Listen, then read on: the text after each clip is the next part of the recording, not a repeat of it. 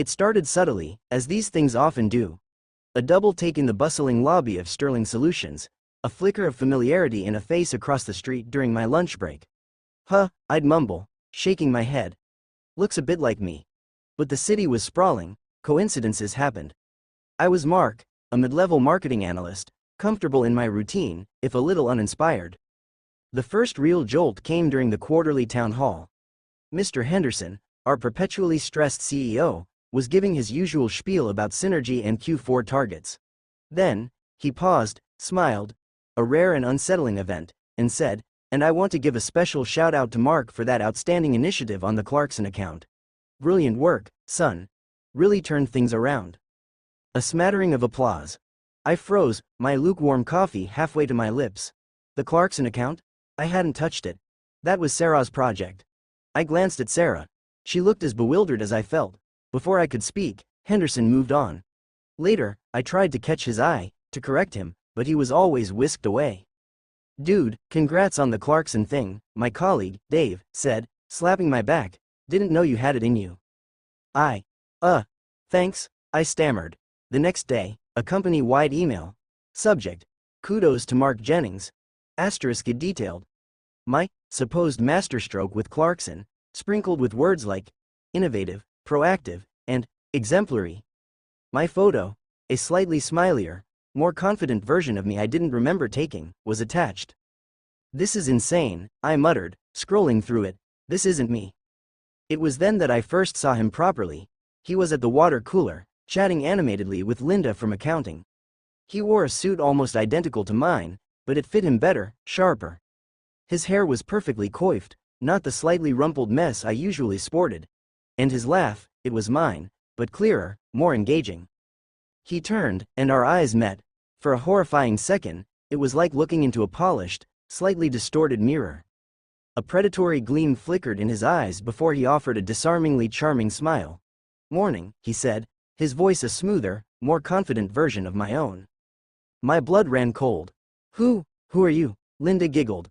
"Oh, Mark, you joker, always pulling our leg." He chuckled. "Just grabbing some water. Big presentation later, you know how it is."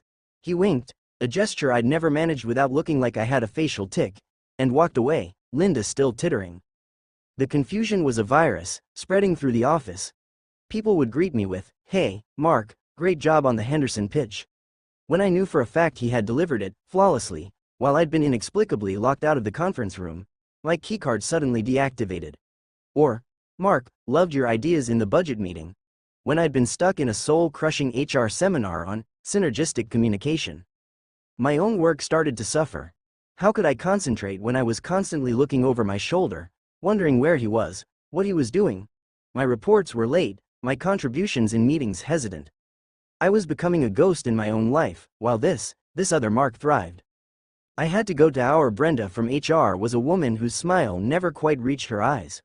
Her office was sterile, decorated with motivational posters that felt more like threats. "Mark," she said, her voice like carefully poured gravel, "thanks for coming in. We did want to have a chat." Relief washed over me. "Oh, good. So you've noticed something's wrong?" "Wrong?" She tilted her head, the smile tightening. "On the contrary. We've noticed a remarkable improvement in your performance recently. The initiative, the leadership, frankly, it's the Mark we always hoped to see." My jaw dropped. "What? No, that's not me. There's someone else, someone who looks like me, who's taking over my work, my life." Brenda steepled her fingers. "Mark, are you feeling all right? Stress can manifest in peculiar ways. Perhaps a little time off?" "Time off? Brenda, he's out there right now, probably charming Henderson or stealing another one of my projects. He even looks like a better version of me." My voice was rising, cracking. He cut his hair the way I always wanted to but never had the guts for. He wears the blue tie I save for special occasions every single day." "Mark," she said, her voice losing its feigned warmth, becoming flat and cold. "We're aware of Mark. He's a stellar employee. Punctual. Efficient. Exceeds expectations. Unlike your recent dip," she gestured vaguely. My dip is because of him." I slammed my fist on her desk. A cheap pen holder rattled. "You have to do something. Check the security footage. He's an imposter." Brenda's eyes narrowed. The only imposter I see, Mark, is the one who's suddenly become erratic and accusatory. The Mark who submitted the Q3 projections, the real Mark, if you will, did an exceptional job. They were insightful, innovative.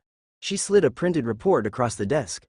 The cover page had my name, but the analysis within was far beyond my usual capabilities. His work. Whereas your recent contributions have been subpar. Desperation clawed at my throat. This is a nightmare. He's going to replace me. Replacement is a strong word, Brenda said smoothly, though a strange light danced in her eyes. Let's call it optimization. Sterling Solutions values peak performance, Mark. We cultivate it. Sometimes that means pruning underperforming assets. The word pruning hung in the air, cold and sharp. I felt a sudden, visceral terror. This wasn't just about my job anymore. The encounters with other Mark grew more frequent, more personal.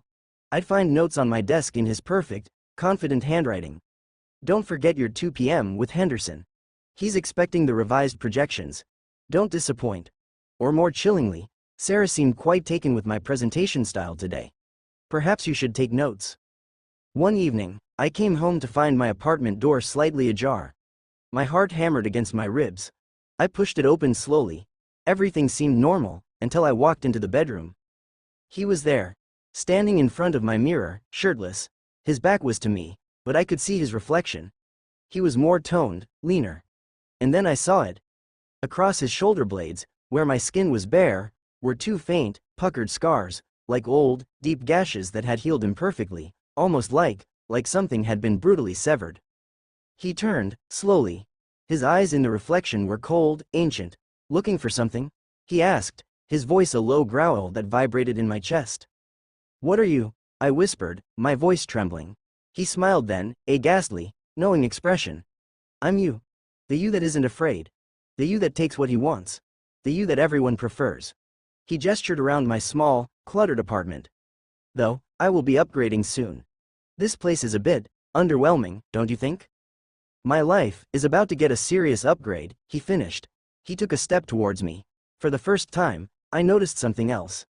A faint, almost imperceptible smell emanated from him, like ozone and something else. Something metallic and vaguely rotten, like old blood.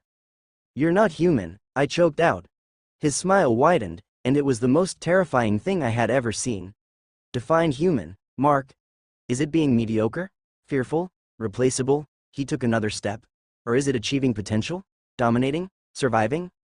Panic finally broke through my paralysis. I lunged, not at him, but for the heavy glass paperweight on my nightstand. He moved with preternatural speed, his hand shooting out, fingers like iron bands closing around my wrist. I cried out as bones crunched. The paperweight thudded to the carpet. Temper, he chided, his grip tightening. I could see the veins bulging in his arm, the skin stretched taut over unnatural-looking sinews. This is what I mean by underperforming. So much messy emotion. He twisted my arm. Agony, white-hot and blinding, shot up to my shoulder. I screamed, a raw, ragged sound. Shush, he whispered, his face close to mine. His breath was cold, carrying that faint, charnel scent. We wouldn't want to disturb the neighbors. They're quite fond of me, you know.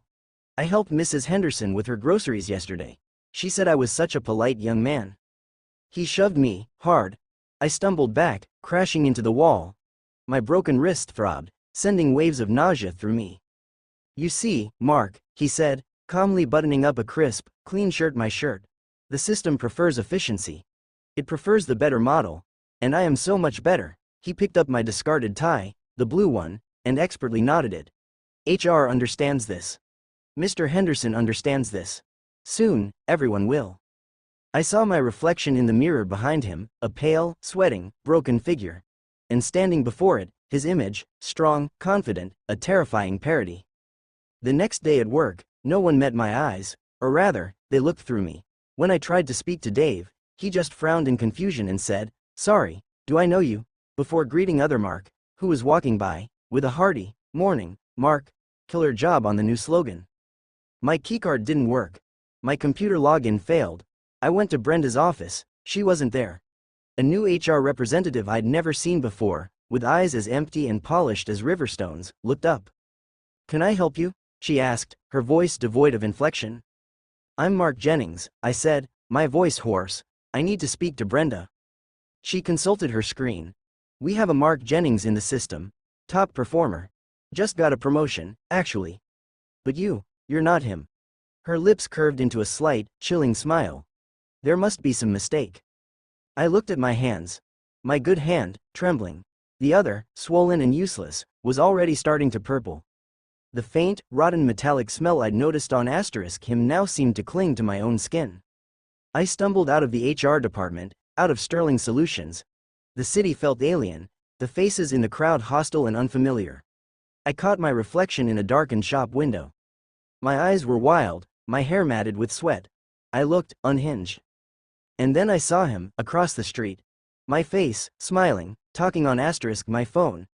He was hailing a cab, looking every bit the successful young executive.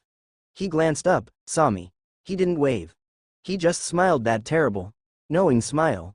A flash of triumph in his eyes, before stepping into the cab and disappearing into the flow of traffic.